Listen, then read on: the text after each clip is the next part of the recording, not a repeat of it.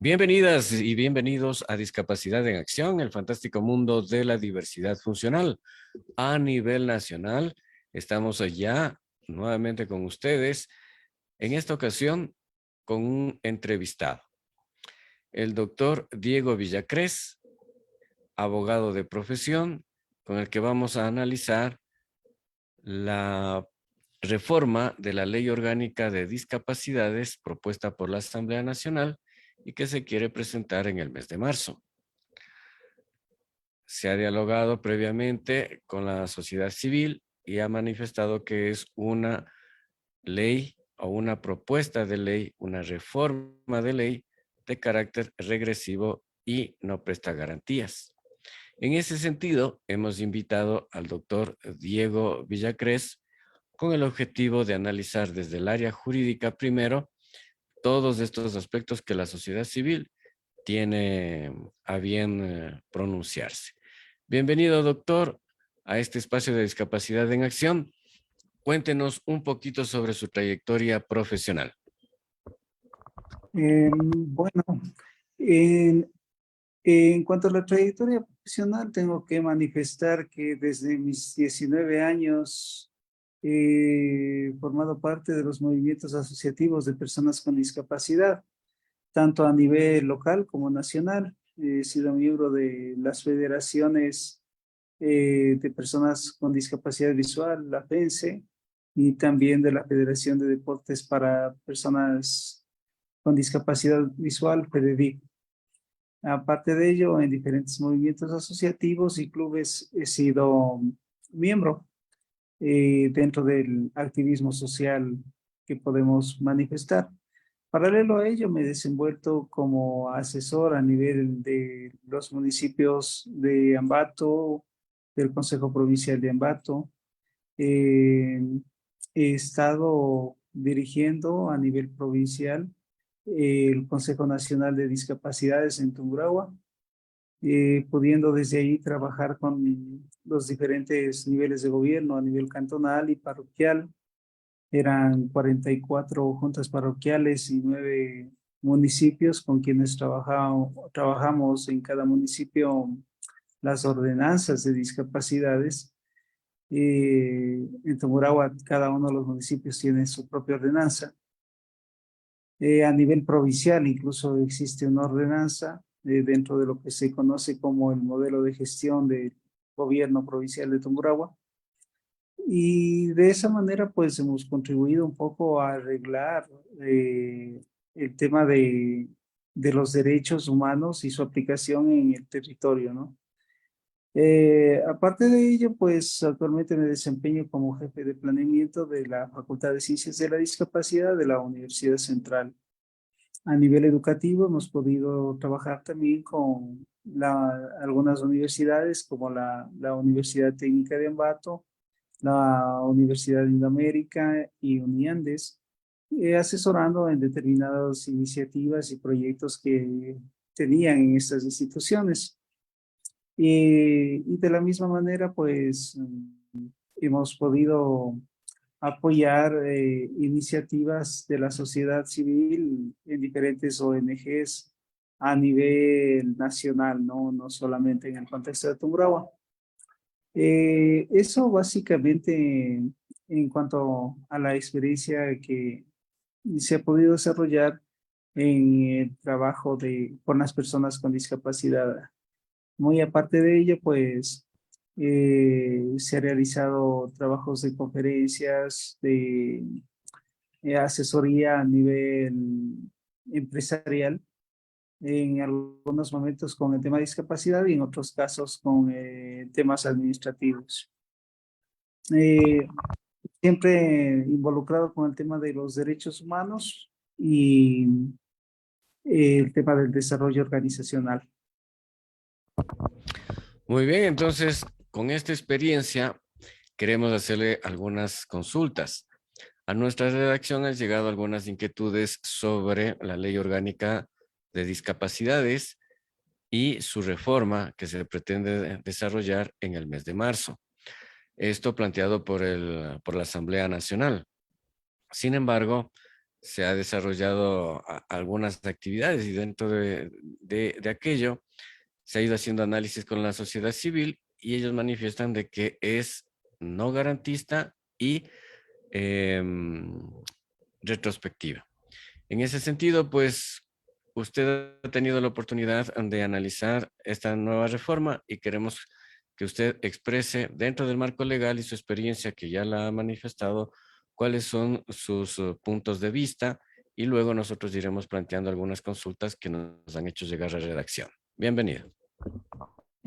Correcto. Bueno, dentro de la motivación que esbozaron los señores asambleístas, miembros de la Comisión de Garantías Constitucionales, ellos manifiestan que la necesidad de reformar esta ley obedece a justamente una respuesta que esperan dar a los informes de las Naciones Unidas con respecto a la aplicación de los derechos humanos, ya que se dijo en el informe del 2014 y se repitió en el del 2019, justamente que el Estado maneja un modelo rehabilitador en lo que se refiere a la atención y la gestión del tema de las personas con discapacidad. Entonces, se dio a entender que la idea de ellos es responder a esos informes. Sin embargo, ya dentro de la confección de la propuesta, de lo poco que hemos podido observar, ya que entendemos no está terminada la propuesta, en realidad hay un desconocimiento total de el manejo de muchos de los conceptos relativos al ámbito de las personas con discapacidad. Y en ese sentido, pues, se producen lo que usted manifiesta, algunas regresiones, ¿no? En cuanto a la aplicación de los derechos. Se termina por desconocer derechos que ya han sido adquiridos, por ejemplo, por los representantes y los miembros familiares que atienden a las personas con discapacidad.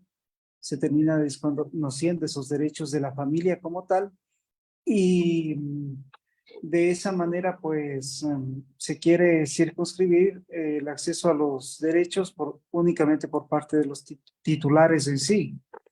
Entonces, en ese sentido, sí hay algunos aspectos en donde se produce un evento de regresión de derechos.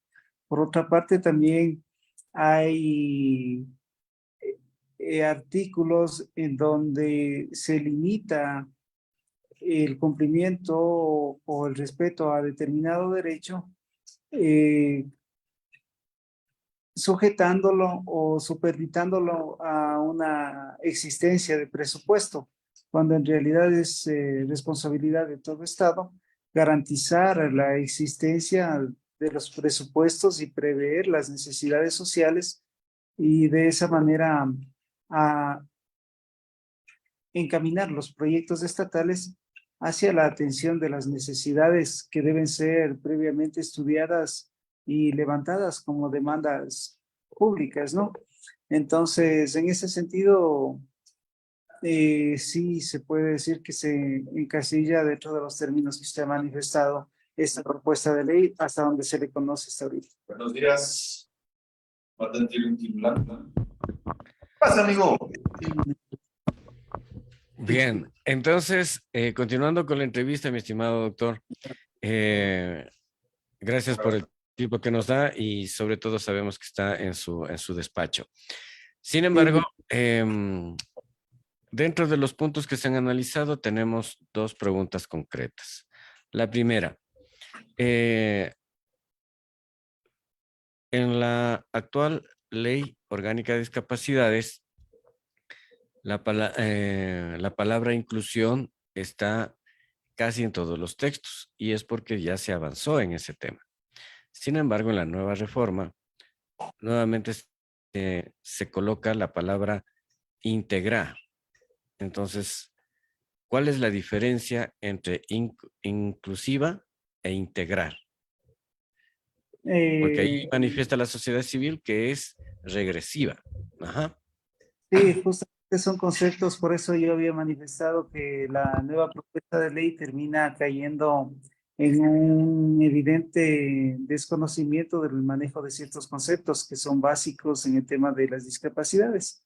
Por eso mucho se menciona o se ha regresado a utilizar conceptos como el de integración, tanto educativa como laboral, e inserción también es otro de los términos, ¿no? que terminan utilizando, cuando en realidad ya debemos comenzar a hablar de las políticas inclusivas y del concepto de inclusión.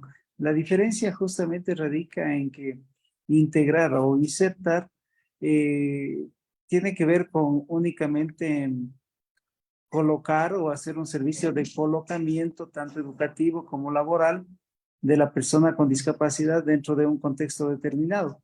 Pero una vez integrado o insertado, no recibe los medios o los sistemas de apoyo, como se llaman ahora, para poder ejercer ya sea su trabajo o su derecho a la educación. Entonces, en ese sentido, sí, en realidad ahí está este mal manejo de los conceptos. Muchas veces pensamos que la redacción de la ley obedece nada más a un tema literario o lírico, pero en realidad no cuidamos ciertas especificidades que son necesarias para la atención de grupos como en este caso el de las personas con discapacidad, que son especificidades técnicas, ¿no? No por antojo de la simple literatura de una ley. Así es, entonces como para que quede un poco más claro, es decir, yo ingreso al sistema educativo como persona con discapacidad y el sistema educativo público me refiero y privado simplemente puede decir, le vamos a integrar, sin embargo, solo le podemos dar el pupitre y nada más. Si es que usted necesita alguna ayuda técnica, alguna adaptación curricular, si la tenemos, la proporcionaremos. Si no la tenemos, simplemente usted deberá procurar desarrollarse en el ámbito educativo con ayuda de su familia o alguien que le apoye, porque como organización pública de educación no contamos con esos requerimientos. ¿O me equivoco, doctor? Exactamente, y entonces se deja mucho a libre albedrío eh, para el Estado, especialmente como garantista del derecho, y por otra parte se le sujeta o se le condiciona a la persona con discapacidad que quiere estudiar o trabajar a buscarse por cuenta propia los medios y recursos que deben ser proporcionados por el Estado según la misma Convención de Derechos Humanos, ¿no? Así es, entonces lo que se busca es que se utilice el término inclusivo, porque inclusivo en cambio se sobreentiende de que es al revés. Yo, persona con discapacidad, ingreso al sistema educativo y el sistema educativo busca o se ha preparado ya para la adaptación curricular, tiene conocimiento de las especificidades de cada una de las discapacidades y el personal está capacitado y si se han adelantado y ha habido gestión pública interna, ya cuentan con los apoyos tecnológicos, diseño universal, de pronto existen rampas, la adecuación en el aula, es decir, no es que le facilitan la vida estudiantil, sino que le hacen más accesible con la finalidad de que pueda tener las mismas oportunidades. Es decir, el Estado se compromete a impulsarle al alumno. Entonces, creo que estoy bien en ese sentido, doctor. Sí, o sea, lo que hay que ver acá no es que se le acondiciona el espacio, sino que muy aparte del acondicionamiento del espacio, que sí se lo debe realizar, se le garantiza lo esencial. Es decir, si estamos en un ámbito educativo, necesitamos garantizarle el acceso a la información y su derecho a aprender.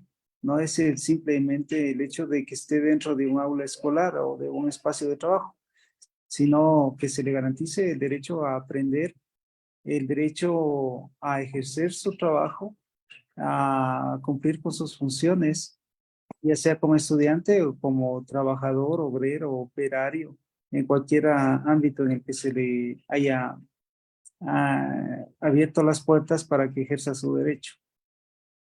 Así es. En ese sentido, también sabemos que forma parte de las mesas de trabajo que han sido convocadas por la Asamblea Nacional y la señora asambleísta proponente. Dentro de esas mesas, ¿cuál es el protocolo que se ha seguido y cuál es su evaluación en los artículos que usted ha tenido ya la oportunidad de colaborar y dar sus aportes? Bueno, sí, hay mucha tela que cortar en ese sentido. Bueno, las mesas, por lo menos de lo que yo he visto, a la Asamblea a través de las diferentes casas legislativas ha tratado de convocar a movimientos de la sociedad civil para que aporten en la construcción de esta propuesta. Ahora, en el tema de discapacidades, obviamente estamos hablando de una población que no en su gran mayoría han podido tener acceso a una instrucción, a una preparación profesional, y son contados los que teniendo esa preparación han podido acceder a estos espacios de opinión. Entonces, en ese sentido, los aportes que muchas veces los que fungen de representantes de movimientos asociativos o colectivos no siempre representan o están, más bien dicho, en la capacidad de hacer aportes significativos al propósito que se quiere llegar, ¿no? De construir una ley que tenga determinadas aristas técnicas y que vaya a garantizar a la vez derechos. Entonces, muchas veces los movimientos asociativos han caído en un letargo, digamos, en cuanto a sus dirigentes y su capacidad de aporte va a ser por bastante limitado. Entonces, en realidad las instituciones que terminan aportando son aquellas organizaciones de la sociedad civil cuyos representantes, pues, en la mayoría de participación no son personas con discapacidad. Estamos hablando de un 70% de las personas que están sentadas en estas mesas no son personas con discapacidad. Obviamente están involucradas con ellos, atienden, tienen proyectos que les atienden, pero justamente tienen esa perspectiva de atención, más no tienen esa otra perspectiva de la necesidad como tal, ¿no? Como titular del derecho. Y ahí sí un poco se puede cometer algunos sesgos. Por ejemplo, siempre el interés de, por ejemplo, de un padre de familia eh, puede ser la protección o el asistencialismo para su hijo protegido. Hay ONGs que también pueden trabajar desde este paradigma y termina sesgando justamente lo que se quiere, que es fomentar la autonomía, la capacidad jurídica de la persona con discapacidad, la independencia en cuanto a sus actividades de la vida diaria y su plena inclusión en los diferentes ámbitos de participación ciudadana, ¿no? Entonces, por ahí se puede decir, se pueden producir ciertos sesgos, más sin embargo, la intención que está por detrás la he visto loable, la he visto, digamos, importante, y es simplemente que sí hay que trabajar con tiempos más adecuados a las condiciones de participación de los actores principales, que son las personas con discapacidad, y de pronto establecer unas dinámicas que, aunque se alarguen en el tiempo, pueden darnos mejores frutos a futuro, ¿no? Así es, entonces, en ese sentido también manifiestan en el chat, a ver, existen muy pocas organizaciones que han sido citadas. Del total no representan el 5%. A ver, voy a transcribir la pregunta. Bueno, la idea general de esta pregunta es de que han sido muy pocas las organizaciones que han sido convocadas. dentro de la totalidad. Y bueno, en este punto, dentro de nuestro conocimiento, sí, en verdad. Acá solo en Quito existen 110 organizaciones privadas que trabajan con la discapacidad, de las cuales manifiestan apenas han estado el 5%. Entonces, no ha habido una convocatoria a nivel nacional y muy poco se habla de la ruralidad y sobre todo las diferencias son abismales entre lo rural y lo urbano. En ese sentido, doctor, ¿qué podemos decir? No, obviamente a nivel rural hay una deuda pendiente del Estado, ¿no? En diferentes ámbitos y en el tema de discapacidades, mucho más, tanto en educación, salud y mucho más en trabajo. Entonces, muy poco se puede debatir ese cuestionamiento. Sin embargo, sí hay que decirlo, o sea, es fruto justamente de las carencias en cuanto a articulación de trabajo que no ha permitido anteriormente el Consejo Nacional de Discapacidades, cuando tenía dentro de sus competencias llevar el registro de ONGs y de instituciones que trabajan por la discapacidad, sean públicas o privadas. Incluso había unos libritos que eran a manera de páginas amarillas, en donde había alrededor de, si no estoy mal, alrededor de 700 organizaciones en ese librito a nivel nacional, con sus respectivos contactos y todo eso. Pero de ahí para allá, desde que se levantan estas facultades que tenía el Consejo Nacional hoy para la igualdad de discapacidades, CONADIS, en realidad se ha perdido muchas cosas, ¿no? Una de ellas, justamente contar con ese registro que hacía mucho más fácil el trabajo, ¿no? Cuando se quería convocar o tomar contacto con determinada institución. Listo, entonces creo que ya por ahí está una gran falencia, porque para cualquier organización, por lo más básico, para aceptar algo, por lo menos es el 50+1. Incluso en la misma asamblea hemos notado de que siempre es el mismo, se aplica lo mismo.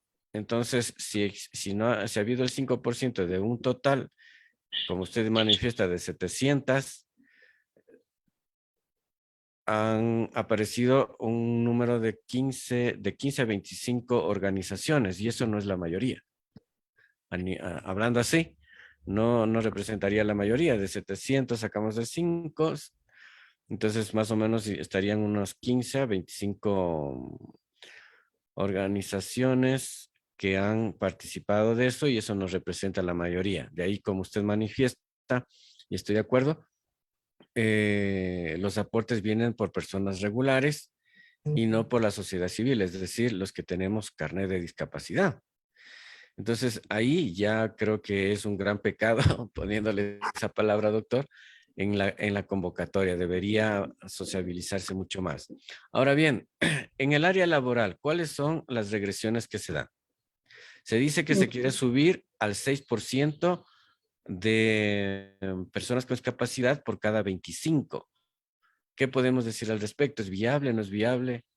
O sea, como viable puede ser viable, pero más bien el problema se presenta en el momento en que, digamos, a ultranzas se pretende incluir dentro de la ley a otros grupos de atención prioritaria, como es el tema de los amigos de enfermedades raras y el tema de enfermedades crónicas. Entonces, por ahí de nada nos sirve que nos suban al 6 o al 8% el, el tema de el tema del porcentaje a cumplirse por el empleador. Entonces, por esa razón, hemos sugerido tajantemente de que se debe sacar estos grupos de atención prioritaria de este contexto y de esta ley, porque en realidad no es algo que a ellos les atañe. Muy aparte de que tienen todo el derecho de ser atendidos, pero debería ser en un cuerpo normativo específico para ellos, porque la misma condición de enfermedad ya no les encasilla dentro del concepto de discapacidad, que es un concepto biopsicosocial. Entonces, por ahí también hay un extravío en cuanto al manejo de los conceptos, ¿no? Y se quiere justamente terminar de cercenar este derecho que es básicamente para las personas con discapacidad, tomando en cuenta incluso que el mismo ya está minado por el tema de los sustitutos. Eh, por lo que también se ha introducido la sugerencia de que se reforme el tema de los sustitutos y ya no sea quienes ocupen un 50% de la cuota del 4%, sino que ocupen apenas un 20% de ese 6% al que se quiere ampliar. De esa manera daríamos el margen de por lo menos que la persona con discapacidad termine ocupando una de las 6 plazas que se puedan ofrecer en una empresa, ¿no? Muy bien, entonces en ese sentido también en el área laboral tenemos esa situación. Ahora, ¿cuál es el organismo de control que va a, con decisión, va a realizar este seguimiento de cumplimiento? Porque actualmente es del 4 y las empresas no cumplen. El Ministerio de lo Laboral simplemente mira para un lado y cómo esta nueva reforma podría aportar en ese sentido. ¿Cómo podríamos garantizar que ese 6% se cumpla con todos los estudios realizados?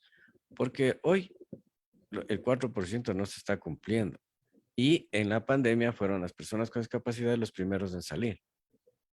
Sí, justamente yo pienso que se debe luchar porque los mecanismos de participación ciudadana y control social puedan emitir informes vinculantes al respecto, porque hasta el momento, si bien la responsabilidad está sobre el ente rector de trabajo, que es el Ministerio de Trabajo y Servicio Público, entonces vemos que no hay sindéresis con la realidad que viven las personas con discapacidad, ¿no? En efecto, en pandemia, por ejemplo, habían 20 personas incluidas en Ambato y por efecto de la pandemia, los empresarios acudieron al tema de la fuerza mayor y el evento fortuito y debido a eso les despidieron a todos, o sea, cuando en realidad había hasta un decreto que garantizaba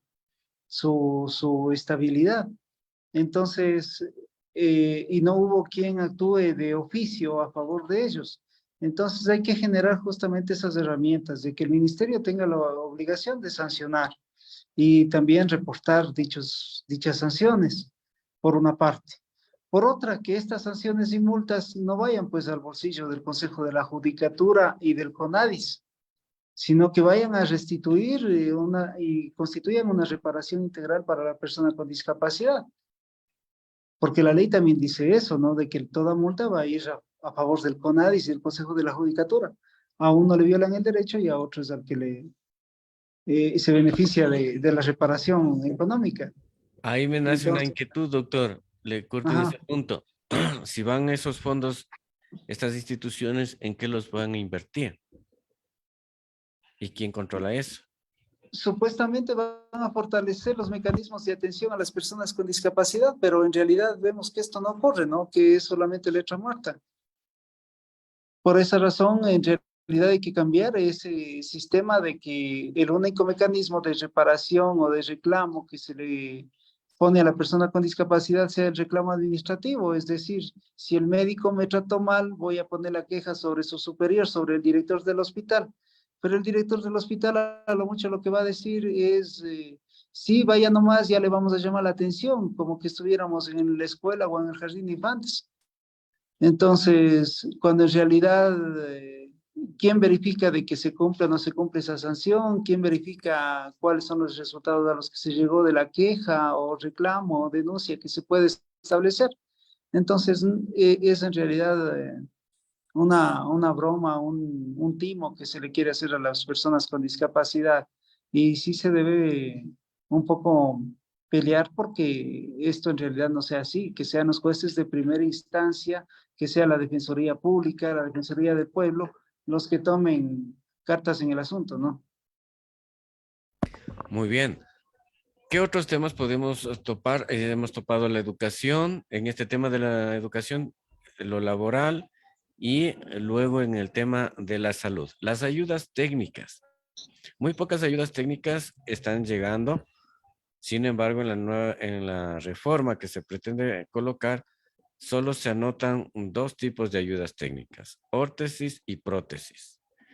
Desaparecen las sillas de ruedas, los audífonos, bastones y regletas y punzones, y se agrega la palabra y otras ayudas técnicas. Es ambiguo, porque como hasta, me corrige doctor, hasta donde está escrito es ley. Lo que no está escrito no es ley y en ley no se puede asumir ni presumir. ¿Estoy en lo correcto? Sí, en verdad así es. No se puede dejar abierto muchas cosas, ¿no? Hay que ser específico y puntual en las cosas que hay que determinar.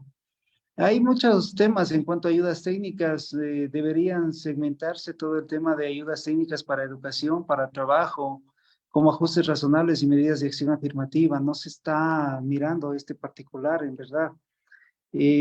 Todo el tema de ayudas técnicas por cada tipo de por discapacidad, personas ciegas, personas sordas, personas con discapacidad física. Hay que cruzar la variable de edad, de sexo, en el otorgamiento de las mismas, porque no es lo mismo una prótesis para hombre que para mujer.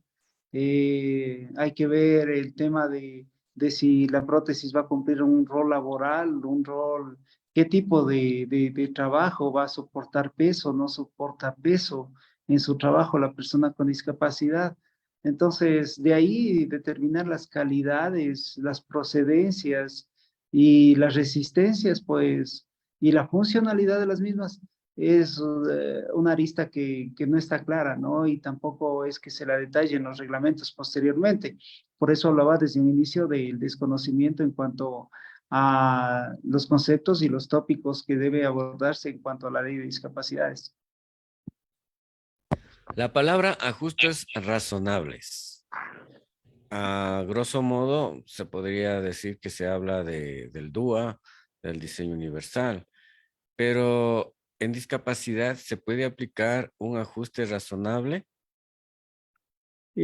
Claro que sí, es más bien creado y determinado para las personas con discapacidad el poder desarrollar ajustes razonables como empleador, como educador.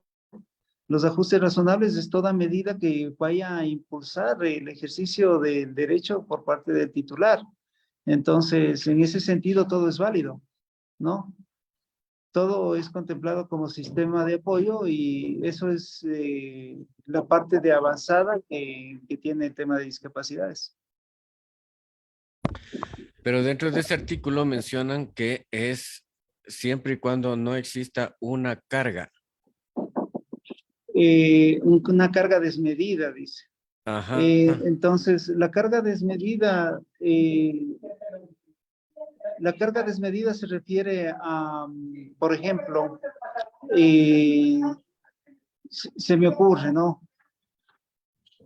La persona con discapacidad que va al trabajo y que necesita, por ejemplo, que se le pague el sueldo a unos 4 o 5 ayudantes para que le ayuden a hacer su trabajo,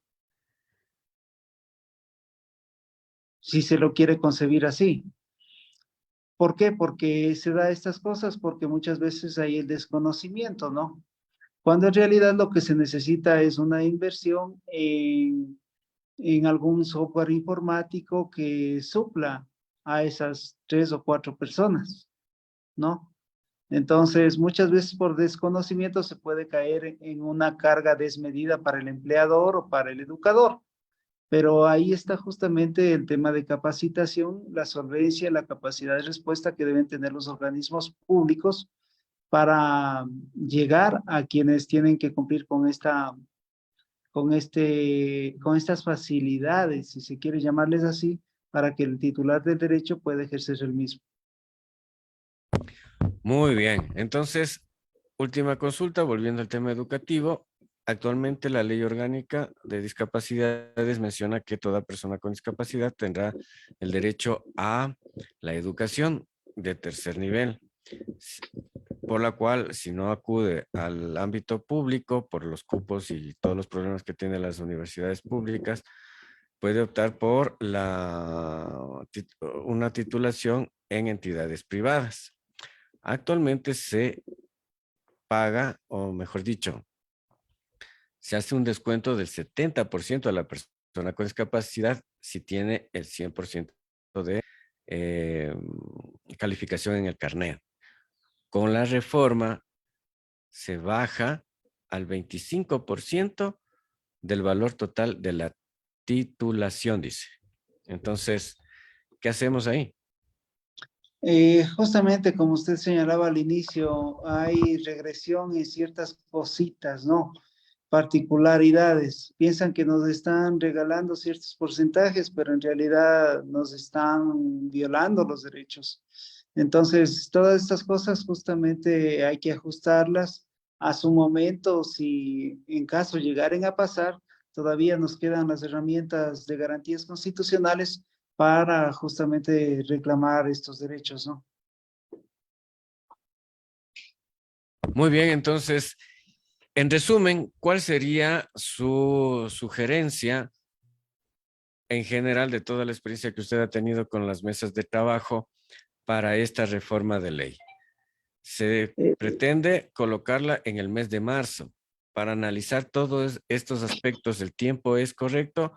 Por favor, su criterio general. o sea, pienso que en realidad, si se lo va a presentar para finales de marzo estaría bien, pero antes que hacer una exhortación a diferentes instituciones o interesados civiles y sociales que nada tienen que ver con la titularidad del derecho, sí sería bueno de que se haga un acercamiento más prolijo y pormenorizado con aquellas personas que son titulares del derecho, para que se conozca su realidad y se vayan alternando respuestas y capacidades de respuestas que sean realmente efectivas y que vayan a fomentar el respeto de su universidad social, funcional y cultural, porque acordémonos que hay una cultura también detrás de todo esto, ¿no?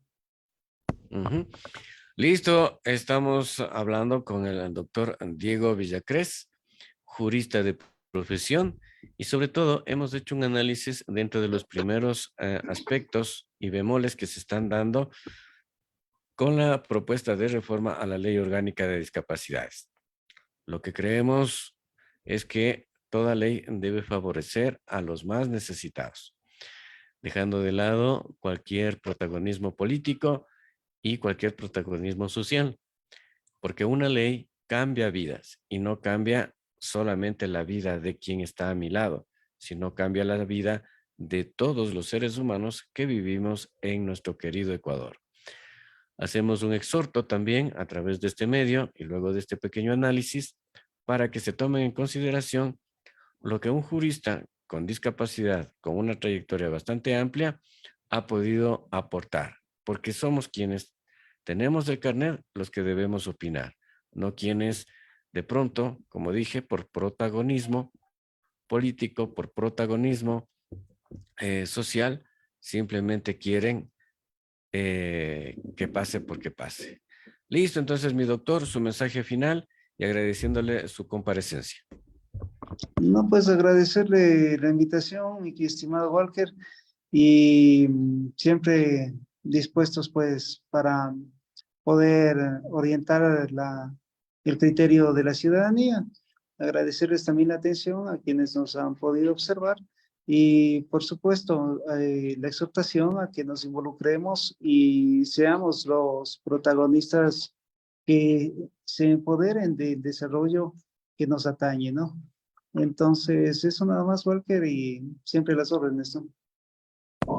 Muy amable. Continuamos con más de Discapacidad en Acción, el fantástico mundo de la diversidad funcional a nivel nacional.